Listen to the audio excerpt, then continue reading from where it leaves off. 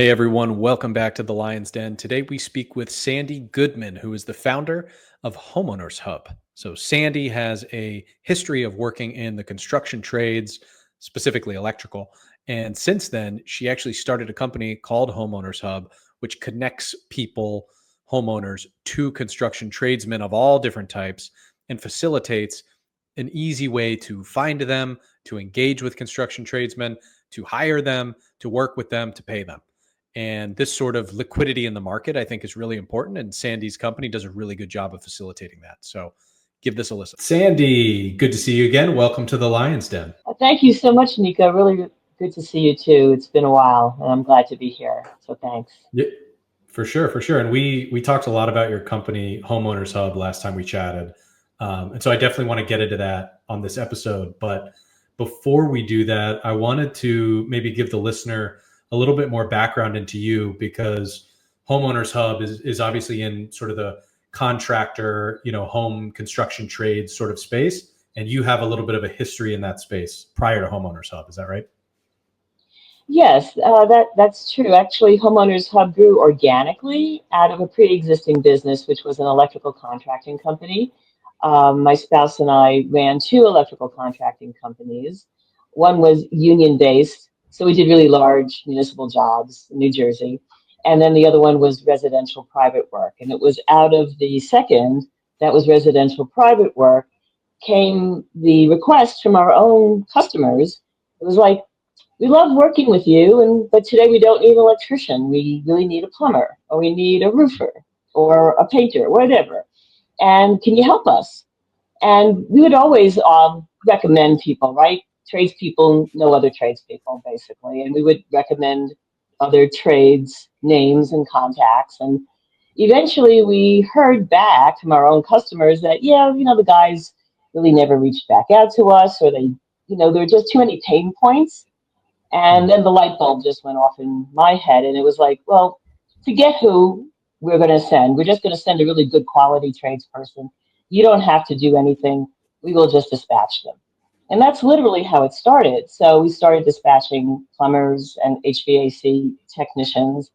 And it worked really well because our own homeowner, customers just trusted us. They trusted us for what we've been doing with them electrically for years, and why not trust us for other things too?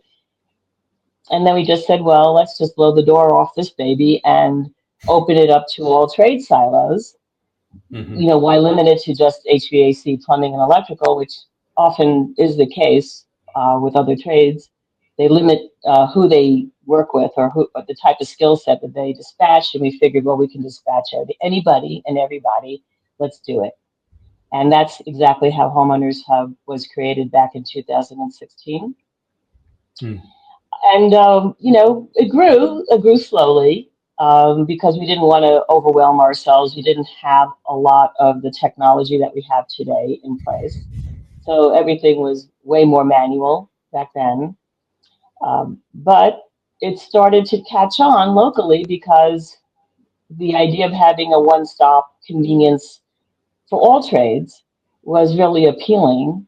And more people were coming into this area. It's a suburb of New York City, and it's very easy access to Midtown Manhattan through New Jersey Transit. So it was becoming a very busy area for homeowners to live and for tradespeople to work in. And the number one problem for most people who own property is just getting the attention of a tradesperson. Because they're just so busy, there's just too much demand chasing limited supply. And a lot of the times the tradespeople don't have the bandwidth, to address everybody who's trying to get their attention. So one of the things that we have the ability to do is to get the attention of tradespeople, and then to literally dispatch them and stay in the loop until the work gets completed. And the homeowners then say, hey, yeah, I'm happy with this work, and they pay us, and then we'll pay the tradesperson. So Okay. Homeowners Hub is an end-to-end service, basically, that way. Gotcha. When you and your spouse were running the electrical company before it became Homeowners Hub, Right. are either of you electricians? That's a good question, Nico. So Monica is my wife, my spouse, and back in the early 90s, the Mhm. federal government sued the Electrical International Brotherhood of Electrical Workers Union because they had no minorities in their apprenticeship program. You know, Mm. basically all the apprentices coming into the apprenticeship program were male for sure, and Caucasian.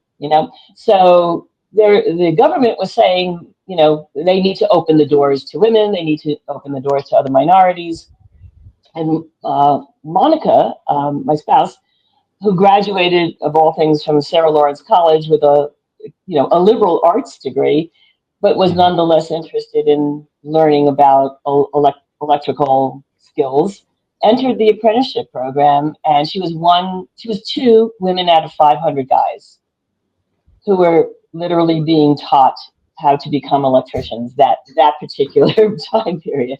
Wow. Sounds like So the it was military or something. right, exactly.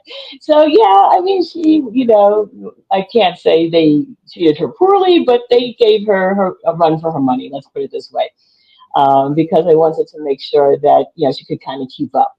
So that's how she learned how to become an electrician. And by the end of the 90s or early aughts, so to speak, um, she said that she wanted to start a business. She didn't just want to be an electrician working for a company. She wanted to run her own company. And I was actually, at that point in time, in a whole different industry. I was in financial sales Mm. for, almost 20 years prior. And I said to her, well, I'll quit my job. I mean, I was making decent income, but I'll quit my job and help run this business if you become licensed. So she had to put herself through a whole process of being able to become licensed to have a master's electrician's license so she could do all kinds of work Mhm. independently without having to have her work being reviewed constantly. So she did that. She went out, she became licensed, and I joined her, and we started our first electrical contracting company, which was a union job.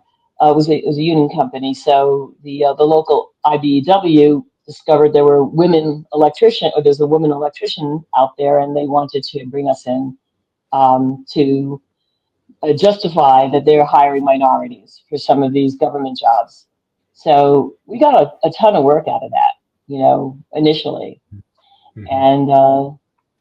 And in 2008, when there was a major financial crash that everybody, lived through, uh, we pivoted. We pivoted hard, and we just realized that we're going to need to do something other than just government contracting because there wasn't a lot of work coming from the government at that point in time. And that's when we Mhm. started our second business and just did private work for a number of years before Homeowners Hub became an idea. Okay. But it was an interesting journey. Yeah. Okay. So she was the product. I'm assuming then you like ran the business. You were like the finance business sort of back end of everything. Okay. Correct. Correct. Yes, she Is was the electrician product, and I ran the business. Okay. And so then now with Homeowners Hub, is she doing any trades work herself still, or are you both now together running the business and then you're sort of filling the supply of tradespeople separate from you? Yeah, so that's also another good question. So over the years, Monica decided to pivot herself out of the Homeowners Hub world altogether. So she's not even working in the business, though. She does Okay. co-own the company and does advise. So she's sort of in an advisory capacity Mm. right at the moment. I'm running the company along with a small team of other people who Mhm. do what we call property advocacy, which means that they're basically customer reps. So when requests come in, a person, a live human being, it's not just an AI chatbot, gets onto a text line and starts communicating with people to make sure that the work is that we're understanding what the problem is well enough so that we tap the right tradesperson with the correct skill set. Mhm. People think, all plumbers can do all plumbing work. That is not true. Like all electricians can do all electrical work. Once again, that is not true. So, depending upon their interests and expertise, you may not want to tap one person for, I'll say a sewer clean out. They could be a plumber, but they don't have the interest or skill set to do that. So getting, drilling down into what really each guy or woman, though finding female tradespeople is not easy, what they really want to do, the work that they really want to do and what they're really good at is what we're good at.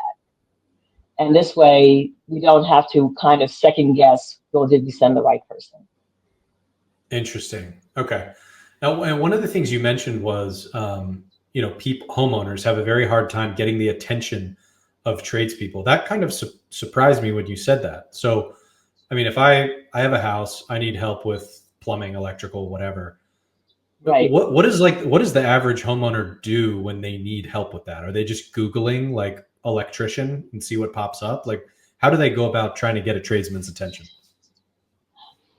Well, in numerous ways. So yes, the Googling part is maybe some people just automatically go to that, go to Google and see who's around. Often it's your neighbor. Sometimes it's literally going on to a Facebook page for local residents. Who do you use on this Facebook page for whatever?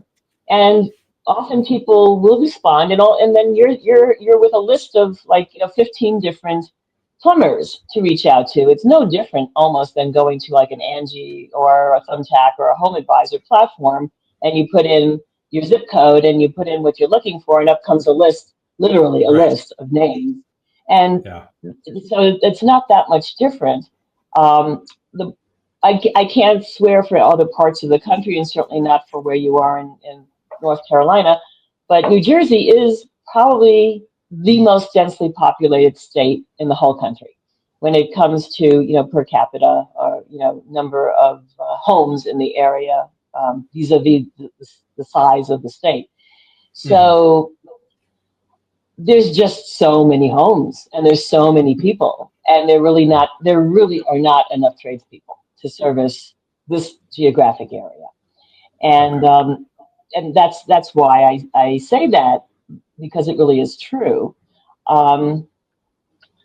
So what we are able to do is many things, but primarily is to find the right tradespeople that are high quality, that we want to work with and want our own homeowners to have the ability to work with, and then, get their attention, gain access to them. And because we send them a lot of business.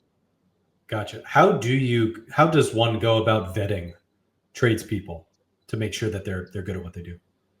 Yeah, another great question. It's not always easy, I mean, some of these guys have been in business for, 20, 30, 40 years. So they're, the history of their professionalism kind of precedes them. So you kind of can get a lot of feedback from their own customers over the years, how well they've performed. That's not too difficult. And then, of course, we can always get a copy of their insurance and whatever license they have. So that's not too hard. It gets a little bit more complicated when you're dealing with a younger person coming into the trades who may have worked a year or two and really hasn't built up a lot of a customer base. But we love to encourage those young people to work with us because they're the future of that industry.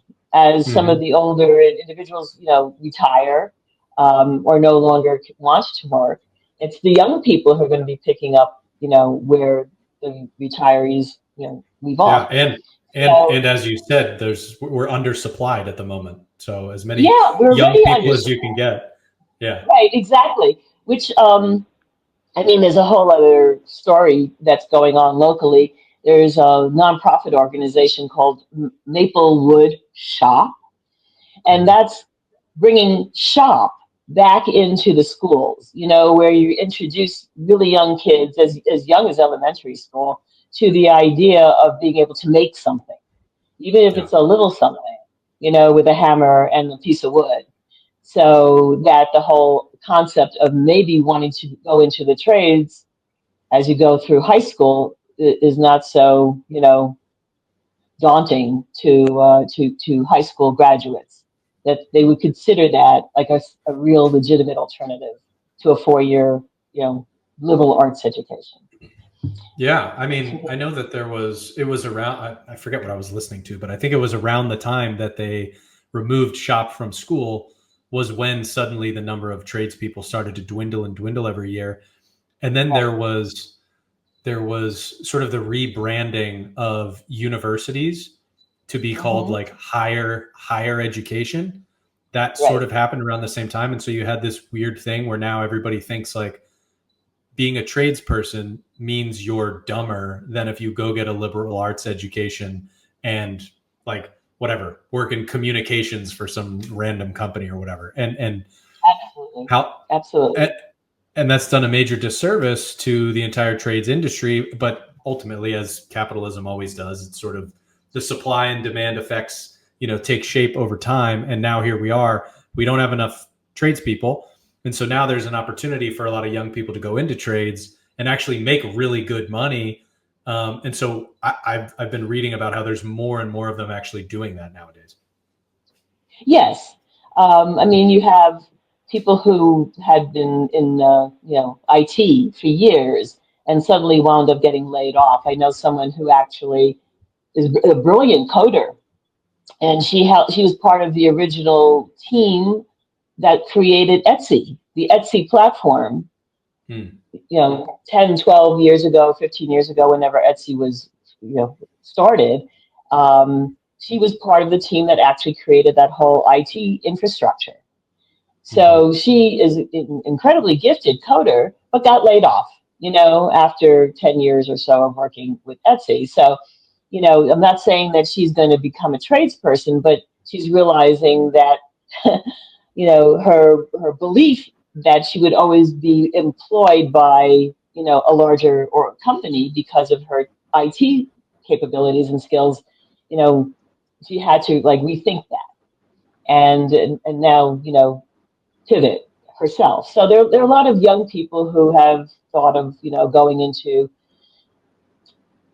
Wall Street, finance, legal, healthcare, whatever, and realizing that, this is not as easy as they had thought it was going to be. And they can now actually make a lot more money in some circumstances learning a trade. And Yeah. all the tradespeople that I know and that we work with are really laughing their heads off going to the bank every day because they Right. cannot believe what they're making. And they never thought that that was going to be happening, but it is happening for them Yeah. now. Yeah, that's pretty cool. So getting back to Homeowners Hub then, when I think about Homeowners Hub, I kind of reflect on how, I have owned a house before and I've also Right. lived in apartments, condos, whatever. And I did always appreciate about the apartments and condos, if anything happened, plumbing, electrical, like whatever the issue was, I just I can just text the single person who manages the entire condo complex, and I'm just Right. like, hey, got to Right. send somebody out here and get this thing fixed, and they handle Right. everything. So it seems like Homeowners Hub is sort of doing that for homeowners, which I did not have the luxury of having that one point of contact when I had an actual house. Is that right? That is correct. That's correct. Um, One of our previous customers who left the area would refer to us as her suburban super. I mean, that's literally Exactly. what she told us because she came out of New York City, came out of an apartment building, bought a house in New Jersey. There was no super that came along with her when she bought the house. So she literally called us her suburban super. But that is really what we do. We help people find the we help people solve their problem. Actually, when you think about it, it's not just finding the right tradesperson. They're reaching out to us because they have a problem, Yeah. and they really don't know necessarily who the best person is for them to solve that problem. And even if they know who a good person is to solve the problem, they don't have the time to run after this person to get their attention. And nor should they, really. I mean, if they're both working full time, making really good income, they're taking, their valuable hourly rate, whatever that could be, $100, $200 an hour, and applying it to a position that, you pay somebody 15, $20 an hour to do. I mean, Yeah. literally. So they're not valuing themselves when they actually utilize their own time, I will say inappropriately for their own Yeah. benefit. So take it off your plate, just don't have to worry about it. Let us take care of it because we can do it better and faster. And we also provide a level of accountability that a single homeowner just can't provide for themselves. Interesting. No, it makes a lot of sense. It has. So when I think of this type of business model, which is sort of like a two-sided marketplace, you could kind of think of it that Hmm. way, right? You got two different Oh, types of customers. You got your homeowners and you got your tradespeople. Which absolutely. one is, yeah, which one is like more difficult for you to find? Is it hard to get more homeowners involved or hard to get more tradespeople involved? Or not hard at all Ironically, for it's hard. either? No, no, no, it is hard, absolutely. I would say it's harder to get the homeowners involved, even Okay. though you would think that they would want the help once they understand what we offer, which is a lot. It's it requires them to change behavior. And every Mm. time you want someone to change their behavior, even if the behavior is not necessarily helpful to themselves, but it's still changing behavior, you'll get some pushback, Yeah. and so it requires more education on the side of the homeowner to work with us instead of the tradesperson understands, oh, you're going to give me business, yeah, sign me up. So, I don't Yeah. have to fight for it. I don't have to compete for it. I don't have to spend advertising dollars for it. There's no customer acquisition costs. Are you joking me? So yeah, sign me up. So yeah, the tradespeople are easy to sign Mm. up, though whether they can handle the bandwidth is a whole other question, you know? So it's Yeah. one thing to say, yes, sign me up, I want to be part of your system. And then when you start setting them business, it's like, I can't handle this. So that's a whole other component to it. But they're open to it, let's put it that way. The homeowners require explanation. Like, Yeah. really, why do I need to reach out to you when I really need the tradesperson who you're going to bring? Why don't I just reach out to the tradesperson direct? Well, good Right. luck. You're welcome to do that, but really and truly, good luck. So, Yeah.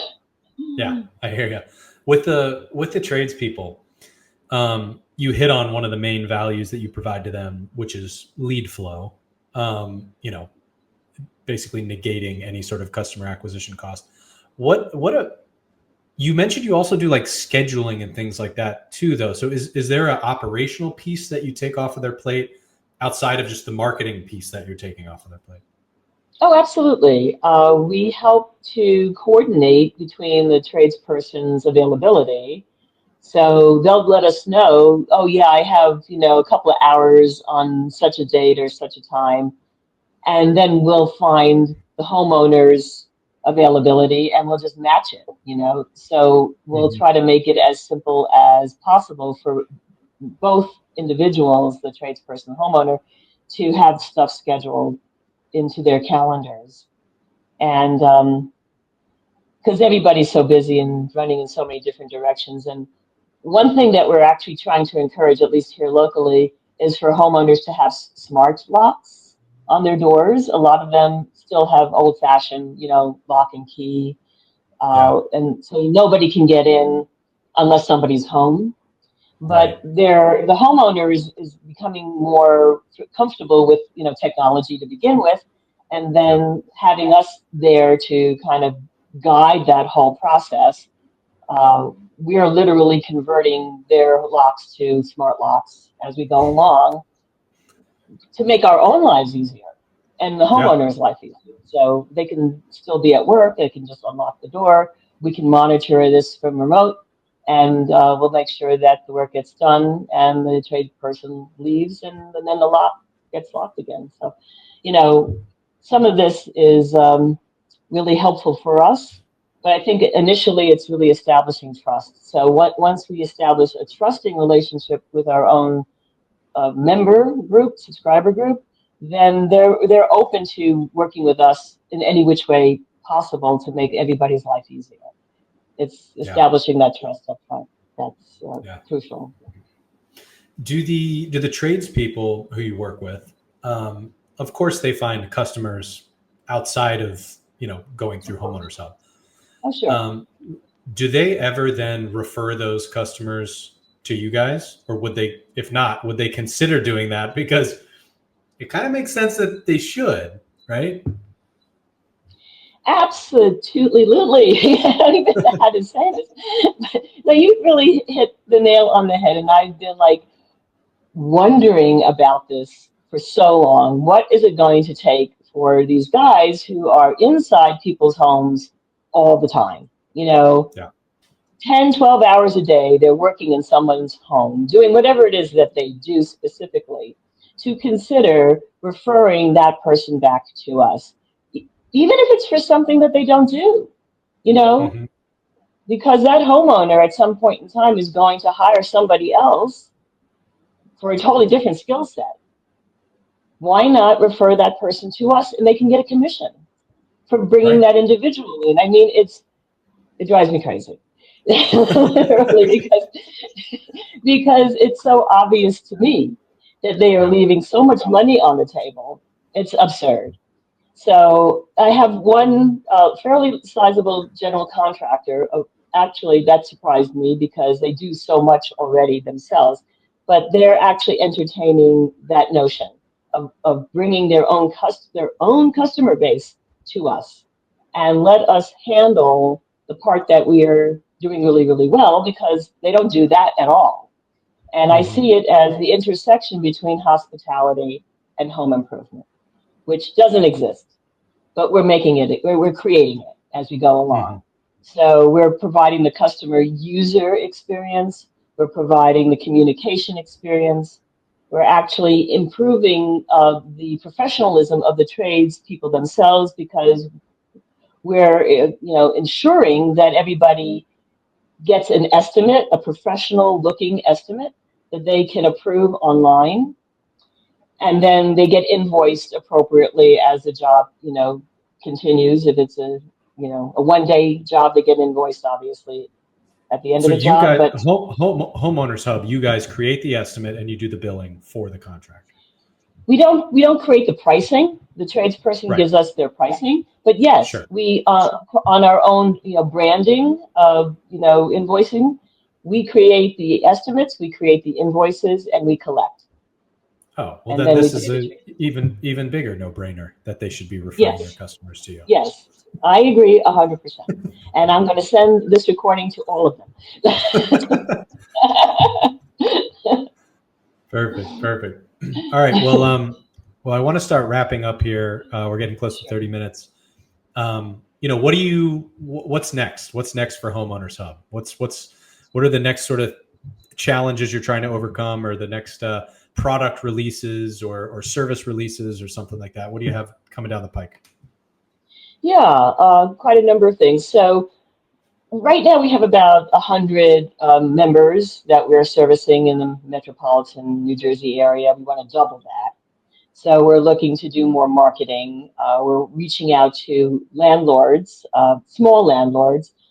Landlords are actually out of state. So a landlord could have property in New Jersey but could live in California. And it's Mhm. really, really hard. They're at a disadvantage when they're so far away from the properties that they own. When they need help, they have no really one place to call. So we're reaching out to out of state landlords to make sure that they're aware of the fact that they could actually tap us for all of their Mhm. properties that need assistance in the state of New Jersey right now. The bigger idea is for us to take this concept outside, and go into other immediate states nearby. So uh, Yeah. I'm hoping sometime in 2025 to go test this system someplace else. Okay. Could be New York, Pennsylvania, or even Atlanta, partly because our family is down there and we have some connections down there as well. So that would be a really big thing to be able to prove that yes, not only does this work in New Jersey, but it actually works out in other places, and then it could work everywhere, at least in my opinion. Yeah. Um, so And the other thing that we negotiated, which is really cool, that we don't talk about enough, but we're going to start doing that, is we are able to sell wholesale kitchen and laundry appliances to homeowners. So Okay. if somebody is moving into a house and they want to get new appliances for their kitchen or laundry, if they subscribe to our service, they can get wholesale pricing. And right now we're doing that just locally, but I think that concept could easily spread coast to coast. And that would Yeah. just Okay. automatically get us working in all different parts of the country. And that one makes a ton of sense too. They call you probably a lot of the time. It's, my fridge is broken, my washing machine's broken, whatever. We're going to need to replace it. And it's Right. okay. I've got the guy who can replace it. And here's the washing machine we're going to put in for you. Already chosen. Yeah. Yeah. Yeah, Cool. exactly. They just choose the make and model and we get the wholesale pricing and off it goes. So that's my other goal for this year is to be able to offer that a specific service, uh, beyond the scope of New Jersey, and it shouldn't be too difficult. Very cool. Awesome. Well, I love the idea of Homeowners Hub. I think you guys are, makes a ton of sense. Definitely going to grow. I love that you've got some things on the roadmap for this year, and I definitely want to keep in touch and Thank hear you. updates from you Yes, as 2025 progresses. I look forward to doing that, Nico. I would love to come back later in the year and tell you all the great things that we accomplished and what we plan on doing into 2026 as well. But thank you so much for your time. I really, really appreciate it. And it's great to be able to, just chat with you. You're easy to talk to. So thank you so much. Right back at you. Thanks, Andy. Okay.